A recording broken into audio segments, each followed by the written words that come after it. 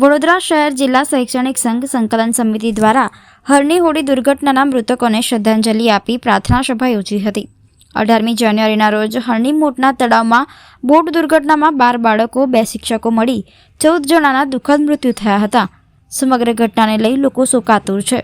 આજે માંજલપુર શ્રેયસ સ્કૂલ ખાતે 14 મૃતકની આત્માને શાંતિ અર્થે વડોદરા શહેર જિલ્લા શૈક્ષણિક સંઘ દ્વારા પ્રમુખ આર.સી. પટેલના અધ્યક્ષસ્થાને પ્રાર્થના સભા યોજી હતી અને મૃતકોને શ્રદ્ધાંજલિ આપી હતી।